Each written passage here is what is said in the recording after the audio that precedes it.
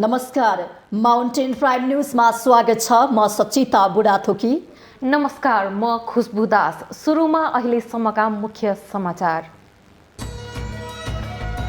भारतसँगको खुला सीमा नाकाबाट भित्रिएको कोरोना संक्रमण नेपालमा तीव्र दरमा फैलिँदै सरकारी उदासीनताका कारण समस्या जटिल बन्ने विश्लेषण, बेलामै सचेत हुनुपर्नेमा जोड। प्रधानमन्त्री एवं नेकपा एमाले अध्यक्ष केपी शर्मा ओली र नेता माधव कुमार नेपाल बीच बुधबार भेटवार्ता। पार्टीभित्र चलेको विवादका बीच दुई बीचको भेट अर्थपूर्ण रहेको विश्लेषण। नेकपा एमालेको नेपाल पक्षद्वारा प्रधानमन्त्री एवं पार्टी अध्यक्ष केपी शर्मा ओली विरुद्ध सर्वोच्च अदालतमा रिट पेश। पार्टीको विधान विपरीत अध्यक्ष ओली चलेकाले त्यसलाई रोक्न माग। बागलुङको पश्चिम क्षेत्र बडीगाड गाउँपालिकामा पर्यटकको चहल पहल बढ्यो। धौलागिरी, लाङटाङ हिमालसहित अन्य मनोरम दृश्य मुख्य आकर्षण। नेपालगञ्ज उपमहानगरपालिकाका क्षेत्रमा एक साता लकडाउन। कोरोना संक्रमण बढेको भन्दै जिल्ला प्रशासन बाँकीद्वारा नेपालगञ्ज उपमहानगरपालिकामा अत्यावश्यक बाहेकका सेवा बन्द। पाकिस्तानको कोइटा शहर स्थित एक होटलमा कार बम विस्फोट, 4 जनाको मृत्यु, 11 जना घाइते। विस्फोटको जिम्मा पाकिस्तानी तालिबानले लियो। र इन्डियन प्रिमियर लिग आइपिएल टी20 क्रिकेटमा चेन्नई सुपर किङ्सले तेस्रो जित। चेन्नईसँग कोलकाता नाइट राइडर्स 18 रनले पराजित।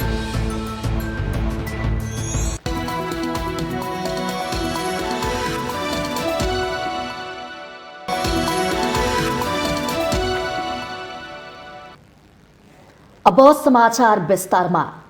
पछिल्ला दिनहरूमा बढ्दै गइरहेको कोरोना संक्रमणको कारण यति बेला जनस्तरमा तनाव बढेको छ। विशेष गरी भारतसँगको खुला नाका र विदेशबाट भित्रिरहेका यात्रुको कारण बढिरहेको जोखिमको कारण उच्च जोखिम बढेकाले यस्तो अवस्था आएको हो। भारतका सहरहरू कोरोनाको केन्द्र बनिरहँदा नेपाली सीमा नाकालाई नियन्त्रण गर्न नसक्दा महामारी भित्रिने खतरा समेत देखिएको छ। सरकारले नाकालाई व्यवस्थित गर्ने र कन्ट्याक्ट ट्रेसिङ गर्ने कामलाई प्रभावकारी बनाउने काममा उदासीन बन्दा समस्या बढेको हो। उता दिनानुदिन बढिरहेको संक्रमण दरले स्थिति भयावह समेत बनेको छ। खुला नाका र विदेशबाट भित्रिने यात्रुका बारेमा सरकारले प्रभावकारी नियमन नगर्नाले नेपाल यतिबेला कोरोना जोखिमको केन्द्रमा पुग्ने स्थितिमा आइपुगेको छ। स्वयं स्वास्थ्य मन्त्रालयले आगामी 63 दिन मुलुककै लागि कठिनपूर्ण रहेको बताएपछि सहजै अनुमान लगाउन सकिन्छ नेपालमा कोरोना संक्रमण दर कुन तहमा विस्तारित हुँदै गएको छ। स्वास्थ्य मन्त्रालयको पछिल्लो तथ्याङ्क अनुसार पनि यतिबेला मुलुकमा कोरोना संक्रमण दर 21.55% पुगेको र यो बढ्दो क्रममा रहेको छ। मुलुकमा लागू गरिएका स्वास्थ्य मापदण्ड कडाइका साथ पालना गरिए 63 दिनपछि भने संक्रमण क्रमशः घट्दै जाने बताइरहेको स्वास्थ्य मन्त्रालयले यसमा सरकारी स्तरबाट फैलन नदिनका लागि अवलम्बन गर्नुपर्ने प्रयासमा ऊ आफै कति प्रभावकारी रह्यो त्यो भने खुलाउन सकेको छैन। कोरोनाको जोखिमको कुन तहमा छ भन्ने कुरा पछिल्लो 24 घण्टामा देशभर गरिएका 8055 पीसीआर परीक्षणमा 1736 जनामा संक्रमण पुष्टि हुनुले पनि पुष्टि गरेको छ। यसै अवधिमा संक्रमणकै कारण 11 जनाको मृत्यु भएको छ। मुलुक यतिबेला कोरोनाको पहिलो लहर पार गरेको भए पनि दोस्रो लहरको चपेटामा फस्न पुगेको छ र सरकार आफै भने नागरिकलाई स्वास्थ्य मापदण्ड अपनाउन अनुरोध गरिरहेको छ। तर यो दोस्रो वेबको स्रोतमाथिको नियन्त्रण र नियमनमा भने ऊ आफै प्रभावकारी हुन सकेको छैन। यतिबेला छिमेकी मुलुक भारत कोरोनाको दोस्रो लहरको हब नै बन्न पुगेको छ। भारतमा कोरोना भाइरस संक्रमणले महामारीकै स्वरूप ग्रहण गरिरहँदा अन्य राष्ट्रहरूले भारतबाट आउने सम्पूर्ण हवाई सेवाका उडानलाई धमाधम रोक लगाइरहँदा नेपालले भने उडानलाई निरन्तरता दिँदै आएको छ। यतिबेला भारतको उत्तर प्रदेश, दिल्ली र महाराष्ट्र कोरोनाको हबकै रूपमा विकसित हुँदै गएको र दिल्ली काठमाडौँ उडान भने निरन्तर नै रहनुले पनि कोरोना संक्रमणले सजिलै काठमाडौँसम्म विस्तारित हुने मौका पाएको छ। यो सँगै नेपाल भारत बीचको खुला सिमाना भएर दोस्रो आवत जावतले पनि कोरोना संक्रमण सहजै नेपाल भित्रिने अवस्था रहेको छ। तर नेपाल सरकारले भने आफूले निर्वाह गर्नुपर्ने नियमनकारी भूमिकामा चुक्दै गएको छ। आफ्ना कमजोरी लुकाउनकै लागि नागरिकमा जवाफदेहिता पन्छ्याएर आफू जोगिने काम गरिरहेको छ। खुला सीमा नाकाकै कारण यति बेला सीमावर्ती शहर वीरगञ्ज, भैरहवा, नेपालगञ्ज, धनगढी र कञ्चनपुर कोरोनाको संक्रमणको उच्च जोखिममा रहेका छन्। रोजगारीका लागि भारत गएका नेपालीहरू भारतमा कोरोना संक्रमणले महामारीको स्वरूप ग्रहण गरेसँगै नेपाल फर्किनेहरूको लर्को बढेर गएको छ। भारतका विभिन्न शहरमा रहेका यी नेपाली स्वदेश फर्किएसँगै कोरोना संक्रमण समेत भित्रिने भएकै कारण पनि सरकारको ध्यान सीमा नाकामा केन्द्रित हुनु आवश्यक भइरहेकोमा सरकार आफैले भने त्यसतर्फ कुनै चासो राखेको पाइँदैन। छिमेकी मुलुक भारतमा कोरोनाको यो नयाँ भेरिएन्ट फैलिँदै गर्दा यो नेपाल नै छिर्न सक्दैन भन्ने जस्तो गरेर सरकारी स्तरमा कुनै तयारी भएको पाइएको छैन। भारत र त्यसका नेपालसँग सीमा जोडिएका राज्यहरूमा महामारी फैलिसकेको अवस्थामा समेत सिमानामा स्वास्थ्य जाँच र आइसोलेसनको कुनै व्यवस्था सरकारले गरेको छैन। सरकारले सीमा क्षेत्रमा सुरु गरेको परीक्षण झारा टार्ने हिसाबको मात्रै देखिएको छ। त्यही भएर यति बेला नेपालकै मध्यपश्चिम र सुदूरपश्चिमका सीमावर्ती शहर र बस्तीहरूमा संक्रमण उच्च दरमा फैलन थालेको छ। बाँकीमा त स्थानीय प्रशासनले लकडाउनको घोषणा नै गरेको छ। यो अवस्थामा संक्रमण फैलिँदै जाँदा पनि सरकारले पर्याप्त मात्रामा परीक्षण बढाउन सकेको छैन। कन्ट्र्याक्ट ट्रेसिङ शून्य सरह छ। आइसोलेसन केन्द्रहरू बनाउने कुरामै सीमित छ। स्वास्थ्य मन्त्रालयकै कतिपय विज्ञहरूले हाल नेपालमा देखिएको कोरोना भाइरस संक्रमण युके भेरिएन्ट रहेको र यो समुदाय स्तरमा फैलिसकेकाले वर्तमान अवस्थाकै जस्तो लापरवाही कायमै रहे आगामी असार मसान्तसम्म संक्रमितको संख्या 6 लाख पुग्ने बताइसकेका छन्। गत वर्ष एक संक्रमितले थप 2 जनालाई संक्रमित गराउने स्तरको भाइरस संक्रमण रहेको भए पनि यसपटक देखिएको भेरिएन्टबाट 1 जनाले 4 जनासम्मलाई संक्रमित बनाउने भएकाले पनि संक्रमण र यसले सिर्जना गर्ने महामारी कतिसम्म भयावह बन्ला सहजै अनुमान लगाउन सकिन्छ। माउन्टेन टेलिभिजनका लागि राजनीतिक ब्युरोको रिपोर्ट। प्रधानमन्त्री एवं नेकपा एमाले अध्यक्ष केपी शर्मा ओली र नेता माधव कुमार नेपाल बीच भेटवार्ता भएको छ। बुधबार अध्यक्ष ओली र वरिष्ठ नेता नेपाल बीच राजधानीको नागपोखरी स्थित मेरियट होटलमा भेटवार्ता भएको हो। भेटवार्तामा एमाले उपमहासचिव विष्णु पौडेल समेत सहभागी हुनुभएको छ। सर्वोच्चको फैसलापछि बिउतिएको नेकपा एमालेमा दुई पक्ष बीच पछिल्लो समय विवाद चर्किँदै गएको छ। अध्यक्ष ओलीले मंगलबार नेपाल सहितका नेताहरूलाई स्पष्टीकरण सोध्दै सांसद पदबाट निलम्बन गर्ने चेतावनी दिनुभएको थियो भने बुधबार वरिष्ठ नेता नेपाल लगायतले सर्वोच्च अदालतमा पार्टी अध्यक्ष ओली विरुद्ध रिट पेश गर्नुभएको छ। यस्तो अवस्थामा दुई शीर्ष नेता बीच भएको भेटलाई अर्थपूर्ण रूपमा हेरिएको छ।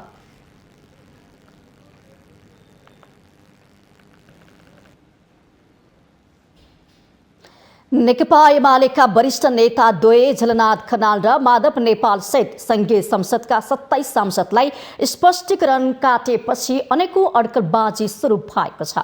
2 दिनभित्र स्पष्टीकरणको जवाब पेश गर्न निर्देशन दिएको छ।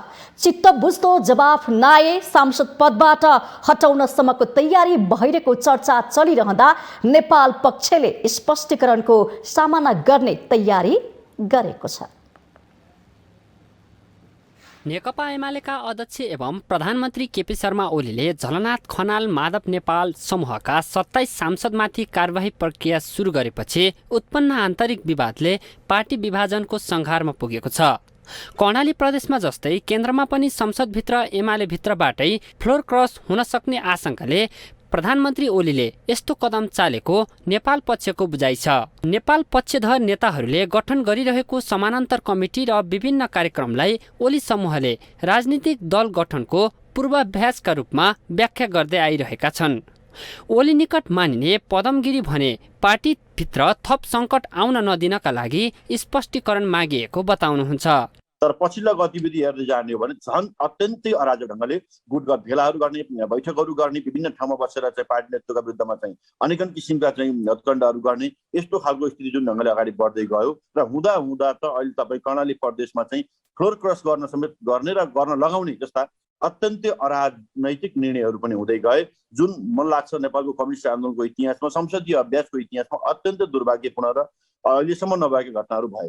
यस कारणले गर्दा स्वाभाविक रूपले एउटा अनुशासित र जिम्मेवार राजनीतिक पार्टीको नाताले नेकपा एमाले उहाँहरूसँग स्पष्टीकरण माग्ने कुरा अत्यन्त जायज हो।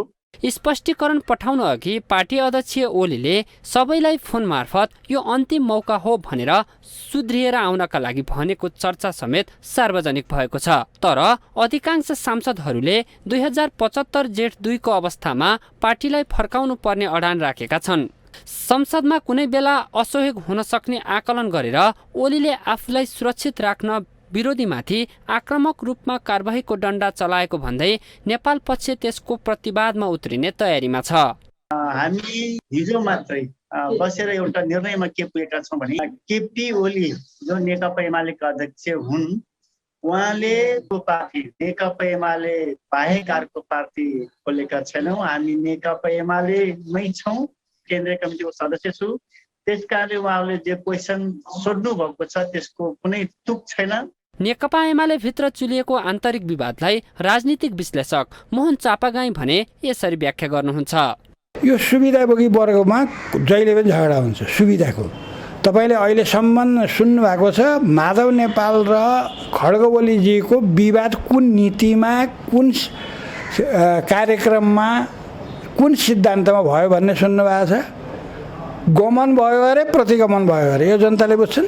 अनि झगडा परे। अहिलेसम्म खड्गवली वर्तमान प्रधानमन्त्रीको विरोध गरेको नीतिगत रूपमा मैले कहीँ पनि पाउँदैन, कुनै पत्रकारले लेखेको पनि पाउँदैन। कर्णाली प्रदेशको घटना केन्द्रमा पनि दोहोरिने आशंकामा एमाले थप कारबाहीको रणनीति लिएको विश्लेषण गरिएको छ। आन्तरिक विवाद थाती राखेर विवाद समाधानका लागि गम्भीर नभए पार्टीलाई पुग्ने क्षतिको जिम्मेवारी एमालेका शीर्ष नेताले नै लिनुपर्छ। माउन्टेन टेलिभिजनका लागि बटुक राजगिरीको रिपोर्ट।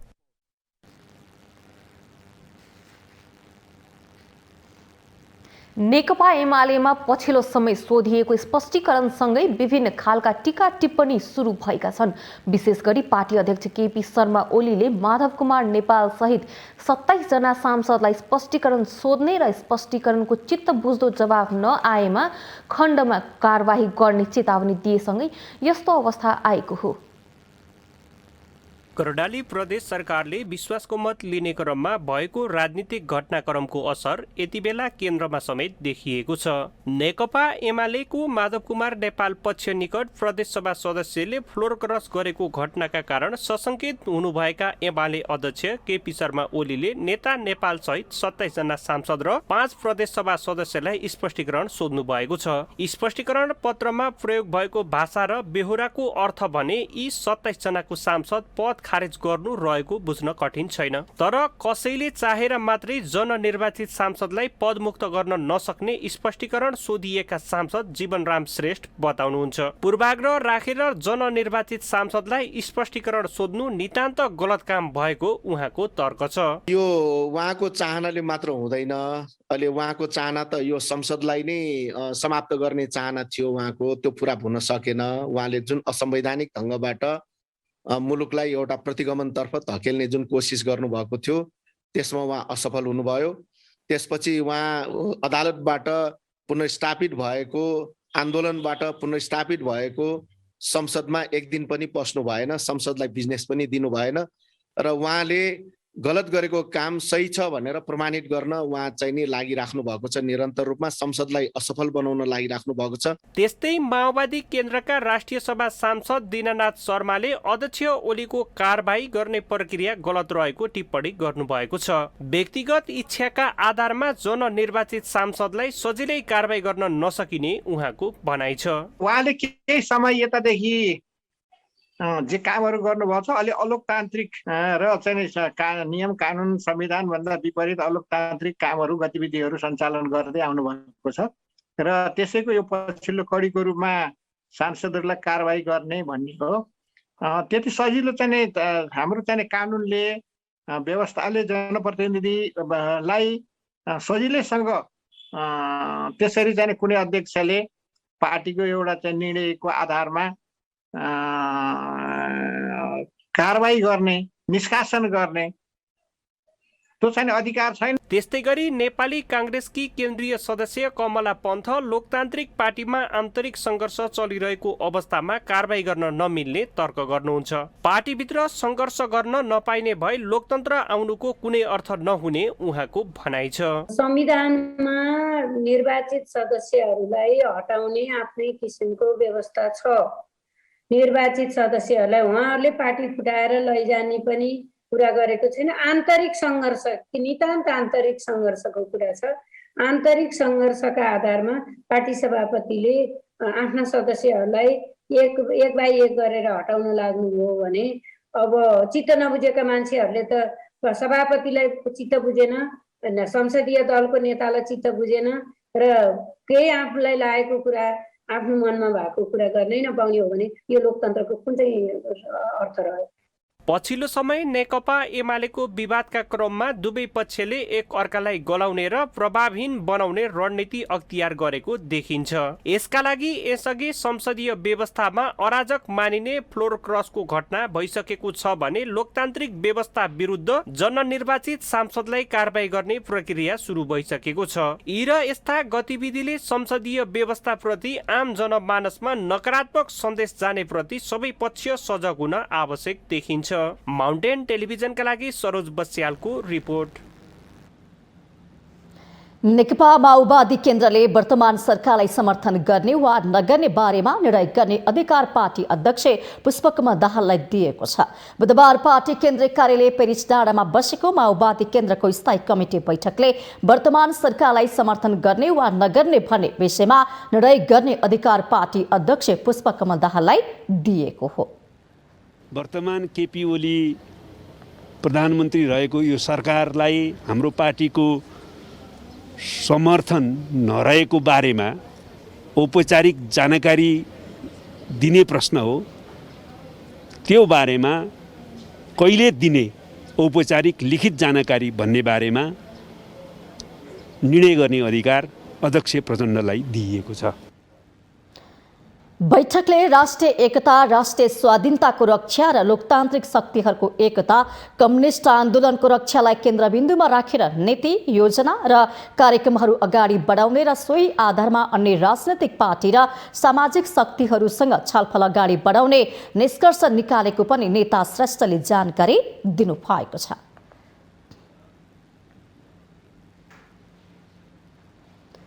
माउन्टेन प्राइम न्युजमा पालो भएको छ विश्रामको।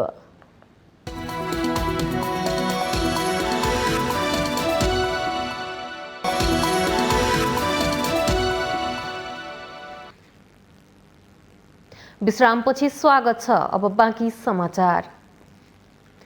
नेकपा एमालेको माधव कुमार नेपाल पक्षले प्रधानमन्त्री एवं पार्टी अध्यक्ष केपी शर्मा ओली विरुद्ध सर्वोच्च अदालतमा रिट पेश गर्नुभएको छ। केन्द्रीय कमिटी खारेज गरेर महाधिवेशन कमिटी बनाउने, आफूहरूमाथि कारबाही चलाउने अध्यक्ष ओलीको निर्णय कानुन र पार्टीको विधान विपरीत भएको उल्लेख गर्दै बुधबार नेपाल पक्ष सर्वोच्च अदालतमा रिट पेश गर्नु पुगेको हो। रिट पेश गर्न वरिष्ठ नेता माधव कुमार नेपाल, भीम रावल र घनश्याम भूषाल अदालत पुग्नु भएको थियो। तर उक्त रिट पेश भए पनि दर्ता भने भइसकेको छैन। रिट अध्ययनकै क्रममा रहेको छ। आफूहरू लगायत 27 जना नेता, कार्यकर्ता र प्रतिनिधि सभा सदस्यहरूलाई गर्न लागि कारबाहीलाई रोक्न आदेश दिन रिटमा माग गरिएको छ। साथै अध्यक्षले कुनै पनि बखत आफूहरूलाई दल त्याग गरेको कारबाही गर्न सक्ने पूर्ण आशंका भएकोले त्यसलाई रोक्न समेत रिटमा माग गरिएको छ।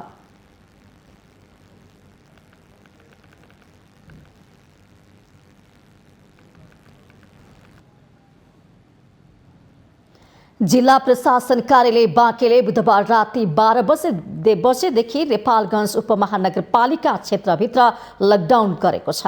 बाँकेका प्रमुख जिल्लाधिकारी शिवराम गेलाले जारी गरेको विज्ञप्तिमा कोरोना संक्रमण तीव्र गतिमा फैलेकाले त्यसको नियन्त्रणको लागि बुधबार राति 12 बजेदेखि वैशाख 15 गते राति 12 बजेसम्म नेपालगञ्ज उपमहानगरपालिका क्षेत्रभर अत्यावश्यक सेवा बाहेक निषेध गरिएको उल्लेख छ।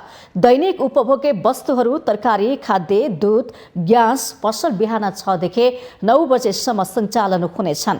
स्वास्थ्य, शान्ति सुरक्षा, विद्युत, दूरसञ्चार सञ्चार, खानेपानी, फोहोर मैला व्यवस्थापन, त्यसैगरी ग्यास, पेट्रोलियम पदार्थ, तरकारी, खाद्य तथा दुग्ध पदार्थ, औषधि पसल, बैंकको एटिएम जस्ता लगायतका सबै कुराहरू परीक्षा र हवाई सेवा सञ्चालन गर्न पाइने विज्ञप्तिमा जनाइएको छ। अत्यावश्यक सेवा र त्यसको लागि प्रयोग हुने सवारी साधन बाहेक बैंक तथा वित्तीय संस्था समेतका सेवा, सवारी साधन, पसल व्यवसाय सञ्चालन र अत्यावश्यक काम बाहेकको हिँडुलमा समेत निषेध गरिएको जिल्ला प्रशासन कार्यालय बाँकीले जनाएको छ।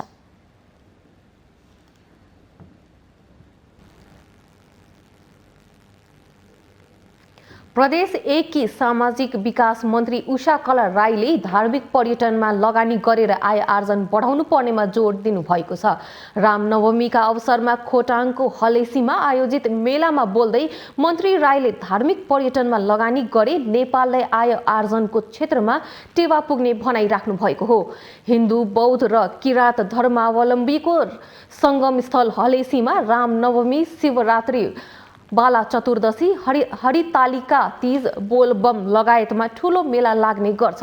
रामनवमीको अवसर पारेर 15 दिन लाग्ने मेला यस वर्ष भने कोरोनाका कारण रामनवमीको दिन मात्रै लागेको हो। राष्ट्रकै समृद्धि र राष्ट्रकै आर्थिक प्रगतिको लागि यसले ठुलो भूमिका खेल्नेछ यो कुरा पक्का हो। त्यसकारणले गर्दाखेरि हलेसीको गुरु योजना बनिसकेको छ। विश्वभर कोरोना भाइरसको महामारी फैलिए पनि हलेसीमा लागेको मेलामा बिना स्वास्थ्य मापदण्ड भजन तथा दर्शनार्थीको भिड लागेको थियो।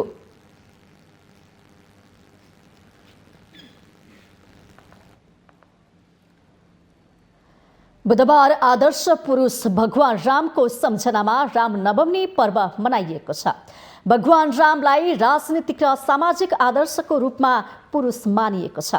अहिले आदर्श के हो भन्ने प्रश्न नै उठ्न थालेको बेला भगवान रामको राजनीतिक र सामाजिक अनुशासन कतिको सान्दर्भिक छ, एक रिपोर्ट। चैत शुक्ल पूर्णिमाका दिन मर्यादा पुरुषोत्तम भगवान रामको सम्झनामा रामनवमी पर्व मनाइएको छ। हिन्दू धर्म ग्रन्थका अनुसार भगवान विष्णुका 10 मध्ये एक राम अवतार हो। रामलाई एक आदर्श पुरुषका रूपमा पुजिँदै आएको छ। आफ्नो सुखको पछि नलाग्ने, मानिसजनको आदेश सिरोपर गर्ने, पत्नी व्रत पालन गर्ने तथा कर्तव्य निर्वाहका लागि कुनै सम्झौता नगर्ने जस्ता थुप्रै आदर्श गुण छन् राममा। विष्णुका 10 अवतारहरूमध्येमा रामलाई पनि एउटा अवतारको रूपमा लिएको छ र राम जस्तो व्यवहार अथवा रामले जस्तो किसिमको मर्यादा राख्नुभयो यो लोकमा जन्मेर, त्यस्तै किसिमको लोकमा व्यवहार अरूले पनि गरून् भनेर आदर्श पुरुषको रूपमा श्री रामलाई लिएको छ। पुराणहरूमा यसको व्याख्या र विश्लेषण गरिएको छ। विशेष गरेर वाल्मीकि रामायणमा रामको चर्चा गरिएको छ। रामनवमी पर्व मनाइरहँदा वर्तमान अवस्थामा रामको आदर्श कतिको सान्दर्भिक छ त भन्ने प्रश्न उठ्ने गरेको छ। श्रीराम पिताको आदेशमा आफ्नो राजकाज छोडी वनवास गएको कथन रहेको छ। तर अहिलेको समयमा रामको जस्तो आदर्श अनि अनुशासित राजनीतिज्ञ नेताका लागि अनुकरणीय छ। नेपालमा आदर्श राजनेता भेट्टाउन मुस्किल हुँदै गएका बेला राजनीतिक पार्टीका शीर्ष नेतृत्वले रामको आचरणबाट महत्त्वपूर्ण पाठ लिन सक्नु अहिलेको आवश्यकता हो। त्यो आदर्श त छैन हैन, त्यो आदर्श भएका नेताहरू होलान् तर ती शासन सत्तामा छैनन् अथवा पार्टीको शीर्षस्थ नेतृत्वमा छैनन् हैन। त्यस्तो आदर्श भएका नेताहरू नभएकै चाहिँ होइन, तर त्यो यति सानो सङ्ख्यामा भयो र जसले आदर्श चाहिँ त्यो आदर्शको राजनीतिलाई हैन, एउटा सिद्धान्तको राजनीतिलाई जसले अँगाल्न सक्दैनन् ती सत्तामा पुगे र त्यो सानो तबका जसले चाहिँ आदर्शको राजनीति गर्छु भन्थ्यो तिनीहरू पाखा पारिए के। रामको जस्तो आदर्श अहिले पनि उत्तिकै महत्त्वपूर्ण छ। निस्वार्थ र सत्तामोह नभएको राजनेता हुनुपर्ने भगवान रामको सन्देश शीर्ष नेताहरूले आत्मसात गर्न सके नेपालको राजनीति राम राज्यमा परिवर्तन हुन धेरै समय लाग्दैन। क्यामेरामा निखिल कपालीका साथमा अप्सरा गौतम, काठमाडौँ।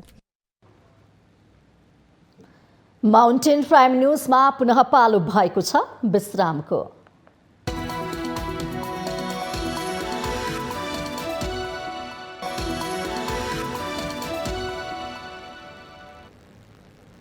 विश्रामपछि स्वागत छ। अब बाँकी समाचार।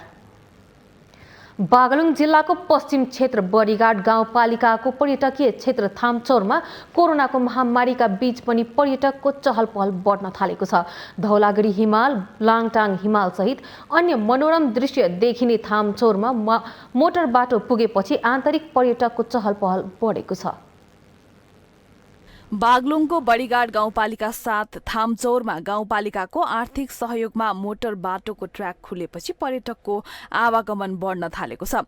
समुद्री सतहदेखि करिब 700 मिटर उचाइमा रहेको थामचौरमा खाने पानीको अभाव भए पनि पर्यटकले आफै पानी लगेर वनभोज मनाउने गरेका छन्। श्रीखर्क बस्तीबाट नजिकै रहेको थामचौरमा पुग्ने पर्यटकलाई मगर नौमती बाजाले स्वागत तथा मनोरञ्जन दिने गरेका छन्। यो ठाउँको विकासको लागि सबभन्दा पहिले सडक विकास गर्ने छ। सडक विकास चाहिँ यहाँको ठाउँको विकासको कारण त्यसपछि यो ठाउँमा बस्ने जनघनत्व कम भएको र यो ठाउँका मानिसहरूको आर्थिक अवस्था कम भएको हुनाले विकासका अन्य पूर्वाधारहरू तयार गर्नु आवश्यक छ। थामचौरमा यति बेला आन्तरिक पर्यटक मात्रै आउने गरेकाले विदेशी पर्यटकसँग जोडेर स्थानीयले परम्परागत कला संस्कृति देखाएर आमदानी लिनुपर्ने आन्तरिक पर्यटकहरू बताउँछन्। यहाँको जुन विकासको लागि जुन सुरुवात भएको मैले देखेँ, बाटो खनेको देखेँ, तर हेर्दा यो यहाँ विदेशी पर्यटकहरू आएर यो ठाउँको विकास गर्नको लागि एकदमै उपयुक्त ठाउँ मैले देखेँ। म आएको थिइनँ, यो पहिलो पटक थियो।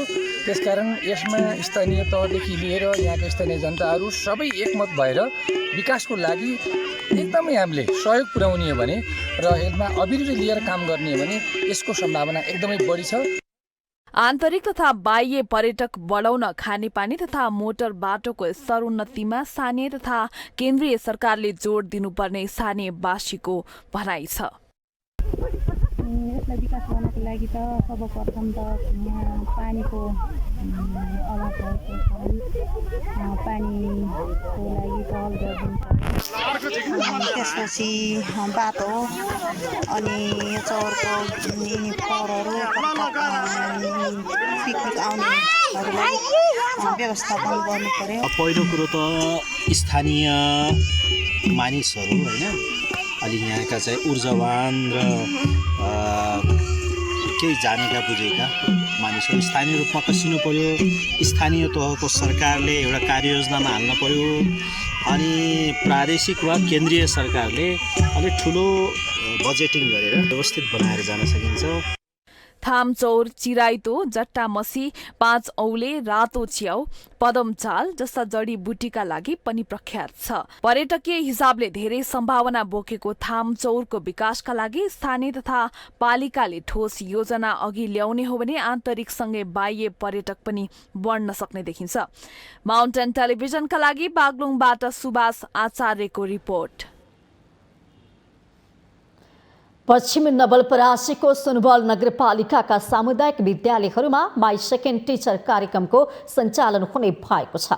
नेपालमै पहिलो पटक सामुदायिक विद्यालयबाट अन्तर्राष्ट्रिय स्तरको शैक्षिक गुणस्तर कार्यक्रम गर्ने गरी सो कार्यक्रम सञ्चालन गर्न लागि हो। शिक्षामा नयाँ युगको शुभारम्भ भन्ने मूल नारासहित पश्चिम नवलपरासीको सुनवल नगरपालिकाका सामुदायिक विद्यालयहरूमा माई सेकेन्ड टिचर कार्यक्रम सञ्चालन हुने भएको छ। माई सेकेन्ड टिचर कार्यक्रम क्याम्ब्रिज विश्वविद्यालय र थाइल्याण्डको प्याडागोजी डिपार्टमेन्टले विकास गरेको कार्यक्रम हो।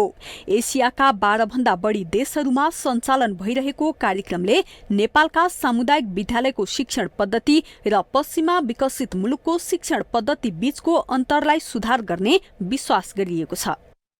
यो माई सेकेन्ड टिचरको प्रमुख उद्देश्य भनेको के हो भने जुन शिक्षामा एजुकेसनमा खाडल छ अथवा फरक छ, ग्याप छ, चाहे त्यो चाहिँ नि नेपाली स्कुलहरूदेखि लिएर विश्वको एकदमै प्रतिष्ठित केम्ब्रिज स्कुलहरूको बिचमा, पश्चिमा मुलुकहरूको डेभलप कन्ट्रीहरूको स्कुलको र हाम्रो स्कुलहरूको बिचमा होस् अथवा काठमाडौँको स्टुडेन्ट होस् अथवा चाहिँ विश्वको कुनै विकसित देशको विद्यार्थी होस्, त्यो सबैले चाहिँ नि एउटै लेभलमा कम्पिट गर्न सक्ने, ग्लोबल यसमा चाहिँ नि ग्लोबली कम्पिट गर्न सक्ने प्रडक्ट निकाल्ने चाहिँ नि यसको अब्जेक्टिभ हो। माई सेकेन्ड टिचर कार्यक्रमले पाठ्यक्रमहरूलाई अडियो भिडियो सामग्री मार्फत मनोरञ्जन सहित सरल र आधुनिक विधिबाट विद्यार्थीहरूलाई शिक्षा प्रदान गर्नेछ। नगरभित्रका माध्यमिक तहका 12वटै सामुदायिक विद्यालयमा माई सेकेन्ड टिचर कार्यक्रमले सहयोग पुग्ने सुनवल नगरपालिकाले जनाएको छ। यो नेपाल सरकारले तोकेको विषय नै तपाईँको चाहिँ कम्प्युटरको माध्यमले पढाइन्छ। यो तपाईँको पढाउने मात्रै हो, यसले तपाईँको चाहिँ मान्छेलाई पर्फेक्ट प्रविधिमा पर्फेक्ट पनि बनाउँछ र यो पढाइको तरिका चाहिँ तपाईँको चाहिँ अन्तर्राष्ट्रिय स्तरसँग जोडिन्छ। किनभने विश्वका धेरै विद्यालयमा क्याम्ब्रिज युनिभर्सिटीमा नि यो मोडलको पढाइ हुन्छ। त्यो भएको भए हामीले यहाँको सामुदायिक विद्यालय मात्रै नभएर यो संस्थागत विद्यालय पनि लिन चाहनुभयो भने उहाँहरूसँग सम्पर्क गरेर यो लिन सक्नुहुन्छ। यो कार्यक्रम अन्तर्गत पहिलो चरणमा कक्षा 10 का विद्यार्थीहरूलाई अंग्रेजी, विज्ञान, गणित र अर्थशास्त्र विषयका पाठ्य सामग्री तयार पारिएको छ। दोस्रो चरणमा कक्षा 6 देखि 10 सम्म र तेस्रो चरणमा कक्षा 11 देखि 12 सम्मको पाठ्य सामग्री निर्माण गरी देशैभरका सामुदायिक विद्यालयहरूमा उपलब्ध गराइनेछ। माउन्टेन टेलिभिजनका लागि नवलपरासीबाट जीवन नेउपानेको रिपोर्ट। रिलायबल नेपाल लाइफ इन्स्योरेन्सले जीवन बिमा बापत 4 करोड रकम भुक्तानी गरेको छ। महेन्द्रनगरकी परुदेवी पन्तलाई कम्पनीले सो रकम भुक्तान गरेको हो। परुदेवी पन्तको श्रीमान हरिप्रसाद पन्तको निधन भएपछि कम्पनी बिमा बापतको रकम भुक्तान गरेको हो। कम्पनीमा बिमा गरेकोले बेलामै भुक्तानी दिनुपर्ने दायित्व अनुसार सो रकम भुक्तान गरिएको कम्पनीका प्रमुख कार्यकारी अधिकृत नारायण बाबु लोहनीले बताउनुभयो। 6 लाख रुपियाँ तिरेर 4 करोडको बिमा 15 वर्षको लागि गर्नुभएको थियो। बिमा गरेको केही समयमा नै उहाँको कालगतिले मृत्यु भयो र उहाँको परिवारले आज हामी यो बिमा नेपालको बिमा क्षेत्रकै ठुलो मध्येको एउटा क्लेम हामीले दिन गइरहेका छौँ। यो पनि हजुरहरूले हेर्नुहुन्छ भने एउटा बिमा गरेपछि एउटा आर्थिक सुरक्षा हुन्छ, न्यूनतम शुल्कमा अधिक आर्थिक सुरक्षा हुन्छ भन्ने एउटा प्रष्ट उदाहरण भएको छ। समयमा नै बिमा बापतको रकम भुक्तान पाएकोले पन्त परिवारले सन्तुष्टि व्यक्त गरेको छ। यसरी बेलामै बिमा रकम भुक्तानी गर्न सक्दा कम्पनीप्रति विश्वास बढ्ने विश्वास कम्पनीले जनाएको छ।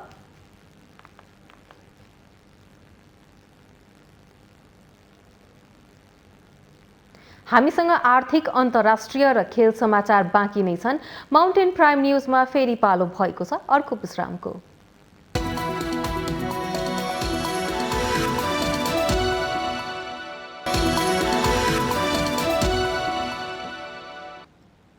विश्रामपछि पुनः स्वागत छ। अब पालो आर्थिक समाचारको।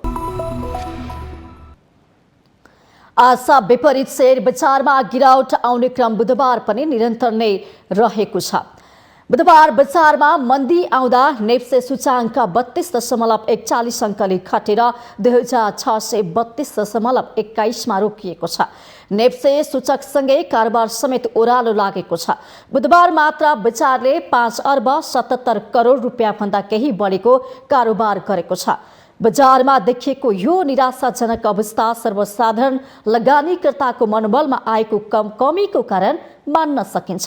बढ्दो कोरोना संक्रमणसँगै मुलुक फेरि लकडाउनमा जान सक्ने भए यति बेला लगानीकर्तामा देखिन थालेको छ।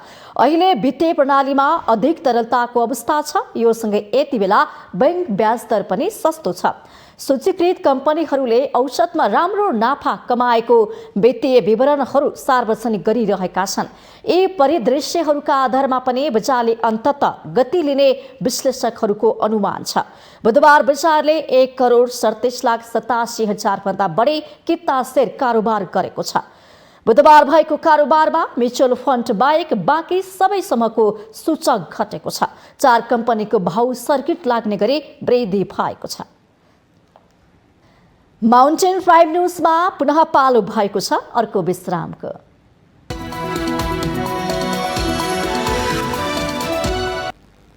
यो सँगै हामी माउन्टेन प्राइम न्युजको अन्त्यमा आइपुगेका छौं। जाँदा जाँदै मुख्य समाचार पुनः एकपटक। भारतसँगको खुला सीमा नाकाबाट भित्रेको कोरोना संक्रमण नेपालमा तीव्र दरमा फैलिँदै सरकारी उदासीनको कारण समस्या जटिल बन्ने विश्लेषण। बेलैमा सचेत हुनुपर्नेमा जोड। प्रधानमन्त्री एवं नेकपा एमाले अध्यक्ष केपी शर्मा ओली र नेता माधव कुमार नेपाल बीच बुधबार भेटवार्ता। पार्टीभित्र चलेको विवादका बीच दुई बीचको भेट अर्थपूर्ण रहेको विश्लेषण। नेकपा एमालेको नेपाल पक्षद्वारा प्रधानमन्त्री एवं पार्टी अध्यक्ष केपी ओली विरुद्ध सर्वोच्च अदालतमा रिट पेश। पार्टीको विधान विपरीत अध्यक्ष ओली चलेकाले त्यसलाई रोक्न माग। बागलुङको पश्चिम क्षेत्र बडीगार्ड गाउँपालिकामा पर्यटकको चहल पहल बढ्यो। धौलागिरी, लाङटाङ, हिमाल सहित अन्य मनोरम दृश्य मुख्य आकर्षण। नेपालगञ्ज उपमहानगरपालिका क्षेत्रमा एक साता लकडाउन। कोरोना संक्रमण बढेको भन्दै जिल्ला प्रशासन बाँकेद्वारा नेपालगञ्ज उपमहानगरपालिकामा अत्यावश्यक भएका सेवा बन्द। पाकिस्तानको क्वेटा शहर स्थित एक होटलमा कार बम विस्फोट। 4 जनाको मृत्यु, 11 जना घाइते। विस्फोटको जिम्मा पाकिस्तानी तालिबानीले लिने। र Indian premier league IPL T20 क्रिकेटमा चेन्नई सुपर किङ्सको तेस्रो जित। चेन्नईसँग कोलकाता नाइट राइडर्स 18 रनले पराजित।